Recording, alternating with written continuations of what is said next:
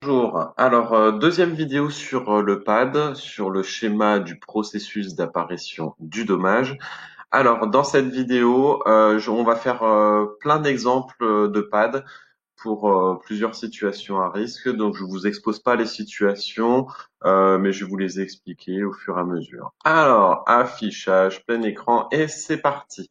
Alors, petit rappel, le pad, c'est un outil d'analyse de situation à risque quand on connaît déjà le risque. Donc, on va faire un pad pour un risque que l'on connaît. On a l'opérateur qui est exposé à un danger. Lorsque les deux sont au même endroit et au même moment, ça s'appelle la situation dangereuse. Donc l'opérateur fait un travail en présence du danger et un jour, il y a un événement déclencheur du dommage, donc c'est quelque chose de soudain ou de répétitif qui arrive et qui va provoquer un dommage. Le dommage, c'est l'atteinte sur la santé de l'opérateur. Alors, petit exemple sur le pad. Alors, nous allons prendre atmosphère acoustique.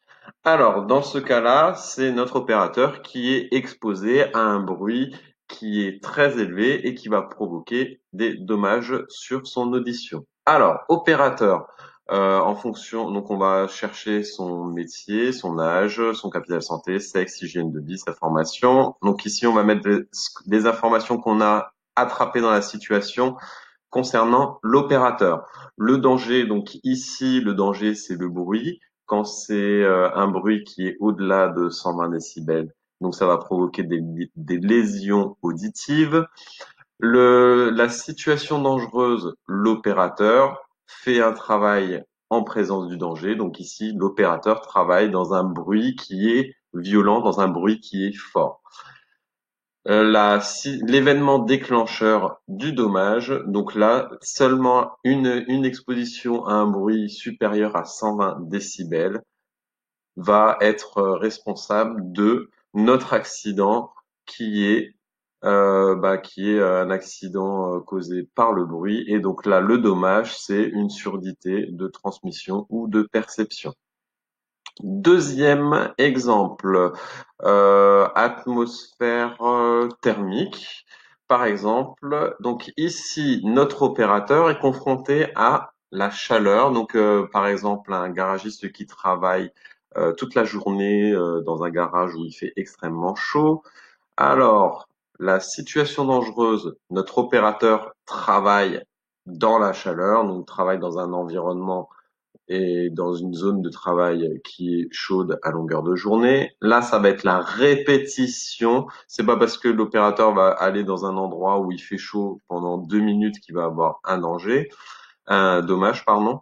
Donc là, ça va être la répétition, la durée, et ça va provoquer quoi? Bah, par exemple, ça peut provoquer un malaise vagal, donc un malaise s'il travaille toute la journée dans la chaleur.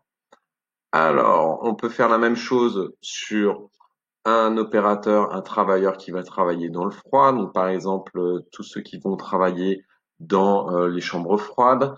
L'opérateur, ça c'est pour. Donc, on va chercher son métier, son poste pour remplir le pad. Le danger ici, ça va être le froid. Situation dangereuse, l'opérateur travaille dans le froid. Toujours la même phrase, hein, c'est l'opérateur fait un travail en présence du danger. Donc là, l'opérateur travaille dans le froid. Ici, l'événement déclencheur, bah, ça va être pareil, la répétition et la durée de l'exposition. Et là aussi, il peut y avoir un malaise, il peut y avoir des engelures, il peut avoir des problèmes cardiovasculaires, il peut y avoir plein de choses comme ça. Maintenant, on va parler d'un accident causé par un produit chimique corrosif. Donc là, ça va être quelque chose de ponctuel. Toujours pareil, notre opérateur, on va chercher son nom, son âge, son métier, etc., etc., pour remplir la zone opérateur. Ici, le danger, c'est un produit chimique qui est corrosif, un produit qui va ronger, qui va brûler.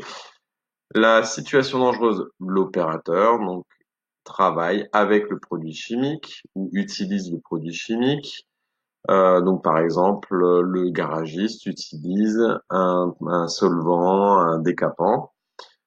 L'événement déclencheur, donc là c'est juste l'exposition, le contact entre le produit et la main de notre travailleur. Et le dommage, donc ce contact-là va provoquer un dommage qui est la brûlure chimique. Donc brûlure de la main, brûlure du bras, brûlure de la jambe si ça lui tombe sur la jambe, etc. Alors, autre cas de d'exposition aux produits chimiques. Alors, par exemple, on peut l'exposition, l'intoxication aux produits chimiques. Donc, ça va être une intoxication chronique. Donc, on peut prendre l'exemple du chlordécone, par exemple, en Guadeloupe. Donc, un opérateur, un produit chimique rémanent, ça c'est notre danger. Donc, un produit qui va avoir une action sur le long terme et qui va pas être dégradé immédiatement. Donc un produit rémanent, c'est ça, c'est un produit qui va avoir une action pendant une longue durée.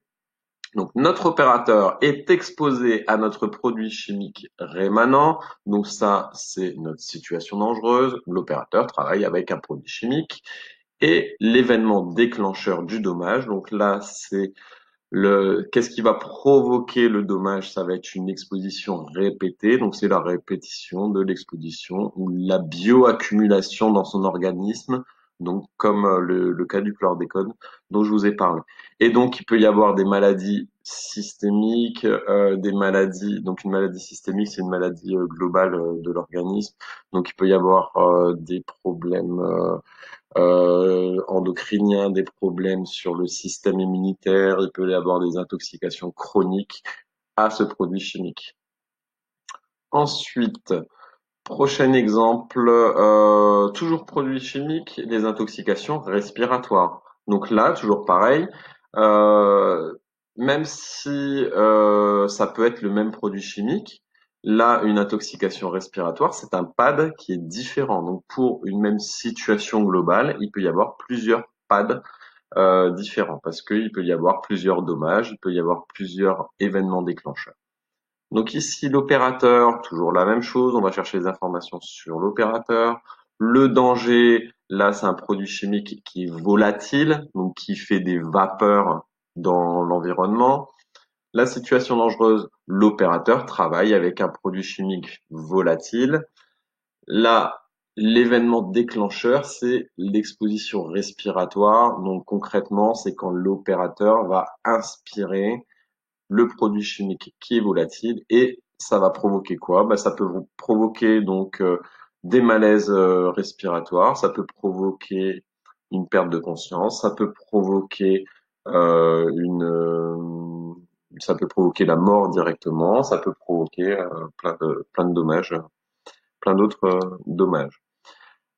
Alors ensuite toujours par rapport aux produits chimiques, une intoxication là soudaine, une intoxication ponctuelle. Donc là, un produit chimique hautement toxique, ça peut être, je sais pas moi, un produit chimique comme le cyanure par exemple, ou un poison. Donc là, l'opérateur, toujours pareil, son métier, son âge, son capital santé, son sexe, hygiène de vie, est-ce qu'il a été formé ou pas? Donc là, on va chercher des informations qu'on va mettre dans l'opérateur. Le danger, donc là, c'est un produit chimique toxique, donc un poison, concrètement. La situation dangereuse, l'opérateur travaille avec le poison. L'exposition, là, bah, c'est quand le poison va rentrer dans l'organisme de l'opérateur, donc que ce soit par un- par par respiration ou par contact tout simplement, ou par ingurgitation, quand ça va rentrer dans son corps, et ça peut provoquer le malaise, la mort, etc., etc. Un autre exemple, chute de plein pied. Ça, c'est un exemple, un des cas d'accident du travail qui arrive le plus souvent en entreprise. L'opérateur, toujours la même chose. Le danger, là, ça va être soit le sol glissant, soit un objet qui encombre le passage, soit des escaliers glissants, soit un câble par terre. La situation dangereuse, c'est quand l'opérateur va se déplacer à proximité de notre danger. Donc, quand un travailleur va marcher à côté d'un fil électrique au sol, par exemple. L'événement déclencheur, quand est-ce que l'accident va se passer? Ben, c'est quand l'opérateur va glisser, va perdre l'équilibre, va se prendre les pieds dans ce qui encombre le passage. Et le dommage, ça peut être un traumatisme, ça peut être une commotion cérébrale, ça peut être donc le choc va provoquer un traumatisme au niveau des bras, au niveau des membres supérieurs. Ça arrive très très très souvent dans l'entreprise. Il peut y avoir aussi une entorse. Ça peut être ça, ce genre de dommage. Ensuite, on va prendre chute de hauteur, ça arrive aussi régulièrement. Donc là, l'exemple de la chute de hauteur, c'est toujours pareil, notre opérateur. Le danger, là-bas, c'est la hauteur. La situation dangereuse, l'opérateur qui travaille en hauteur. L'événement déclencheur, bah là, c'est la perte d'équilibre. C'est quand notre opérateur va chuter, donc va glisser, perdre l'équilibre. Et là, il va tomber et ça peut provoquer quoi? Ben, en fonction de la hauteur, en fonction de la façon dont il est tombé, là, arrêt respiratoire, mais il peut y avoir commotion, traumatisme, mort directement, enfin concrètement, ça peut aller jusqu'à la mort, etc., etc. D'autres petits exemples, enceinte sous pression, mécanique. Un exemple, je vais prendre la coupure, je le retrouve. Plaie, coupure. Donc un autre type de risque là qui est beaucoup plus intuitif, il va beaucoup plus vous parler. Donc c'est un opérateur qui est en présence d'un danger qui est une lame, un objet tranchant. Donc la situation dangereuse, l'opérateur utilise un objet tranchant. L'événement déclencheur du dommage, bah là c'est quand la lame elle va rentrer en contact de la peau de l'opérateur quand l'objet il va rentrer en contact avec l'opérateur. Donc en gros, quand la lame elle va trancher le doigt, le bras, la jambe, la cuisse, etc. Et donc le dommage, une coupure, une plaie au niveau de la peau. Autre exemple, les problèmes psychosociaux. Alors, tout ce qui est problèmes psychosociaux, c'est les problèmes liés au harcèlement, au stress, au travail, etc. Alors, toujours pareil, notre opérateur, le danger, là, ça va être le stress, l'atmosphère sociale de notre travail. Est-ce qu'il y a beaucoup de pression par le patron? Est-ce qu'il y a beaucoup de tâches à faire pendant le travail? Donc là, la situation dangereuse, bah, notre travailleur qui travaille, qui fait un travail stressant. L'événement déclencheur, bah, c'est soit la répétition, toujours pareil, hein, c'est soit l'événement déclencheur, c'est soit quelque chose de soudain, soit quelque chose de chronique. Donc là, on va partir sur quelque chose de chronique, l'accumulation de stress au quotidien pendant longtemps, pendant plusieurs jours, plusieurs mois, plusieurs années. Et donc cette répétition de stress au quotidien va entraîner un dommage qui peut être la dépression, le burn-out, et ça peut provoquer même des envies suicidaires. Donc voilà quelques petits exemples sur comment analyser une situation à risque avec l'outil qu'on appelle le PAD et pour réaliser donc ce schéma du processus d'apparition du dommage. Donc merci d'avoir visionné cette vidéo et je vous dis à bientôt pour une prochaine vidéo. Au revoir.